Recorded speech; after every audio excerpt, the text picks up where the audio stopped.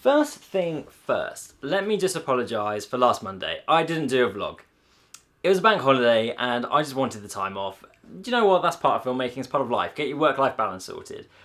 Apologies for that, but here I am, back on track. Now today I want to run through something that is where it's going to take you to the next tier of filmmaking. So if you've been doing lots of little corporate jobs, lots of one-day jobs, great. Maybe now you've got a bigger project and you want to know how to tackle that. So I'm going to run you through how to take on a commercial job in like a 2-month period. Alright, let's go.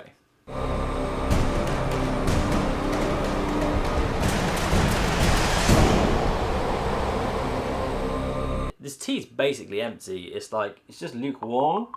But I had a coffee this morning, so I need that to calm down. You've actually just seen in my intro a few shots from different commercials that I've shot, and it's something that you might not have necessarily done before and you don't know how to tackle it. So say you've got your first job where someone says, I'm going to give you a larger budget, more time, it's a bigger purpose, it needs to front a campaign. That's great, but maybe you're panicking, you don't know how to tackle that.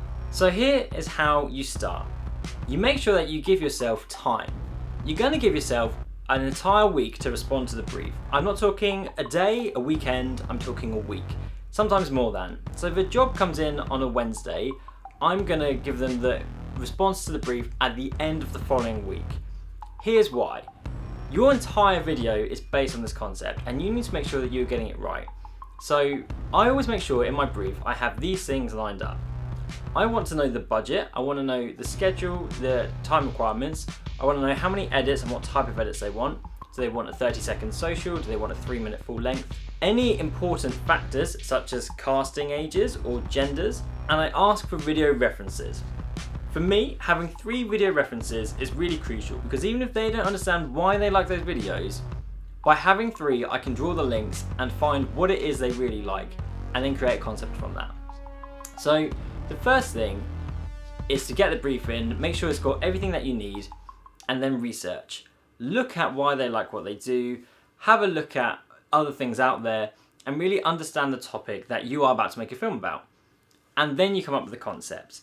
Deliver 3 concepts of different styles, different types. You want to know the budget and everything up front, so you're not coming up with ideas that are far outside of the budget, or equally you're going to underwhelm the client. Try and find something that fits. So at the end of the week 1, you give them all 3 concepts. You want to put it in a nice deck, a nice presentation. You don't just want one A4 treatment or in an email. Put together a nice PowerPoint slide. There's loads of really great templates for this online. I'll leave a link down below. There's one that I use which you just drop in your own images, change the fonts or whatever.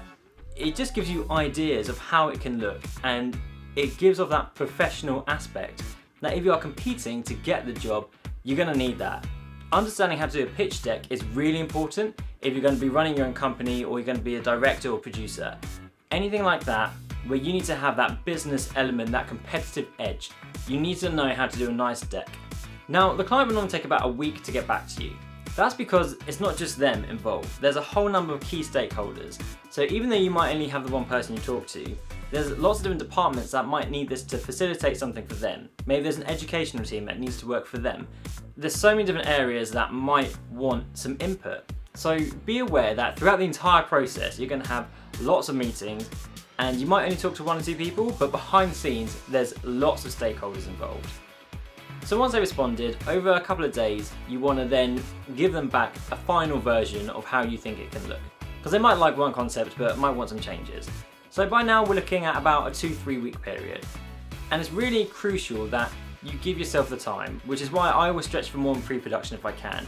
3-4 weeks is actually better for me. I enjoy a 3 or 4 week pre-production just in the concept development. It depends on the client if they've given you enough time for that.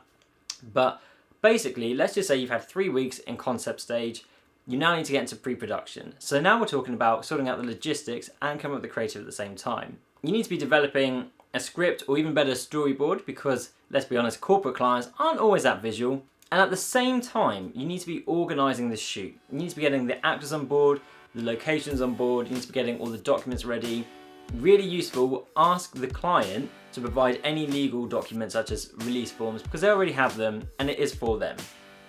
And you also want to make sure that you get a contract for yourself and the client. Really important that you have some sort of legal barrier to protect yourself so they can protect themselves and you have that agreement in place. Normally 2 weeks pre-production is actually quite realistic for me. It gives you enough time to sort everything out. It's tight, but in that time, you probably already have your own equipment, but you might be hiring something in, you might be trying to find locations, and equally, other people have different schedules. Maybe you have a sound guy who's not free for the next week. So 2 weeks pre-production, and then that leads us on into week 6, which is production. So week 6 might be an entire week's production, might be 1 day production. Let's for instance say it's 2 days.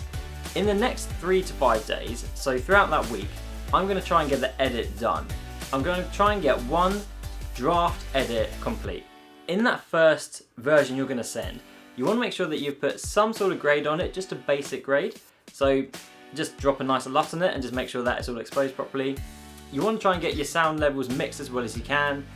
I'm not necessarily talking about buying the music, adding all the sound effects in, the proper voiceover, but you might have your own guide track for the voiceover. You might have some sound effects that are really important to the story, and equally you're going to have some music in place, even if it's a placeholder version or it's got an audio watermark.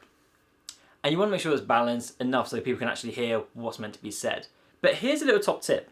If you can leave a mistake in there somewhere, or not even necessarily a mistake, a weaker shot that you're not sure how it's going to go down, that gives them something to focus on.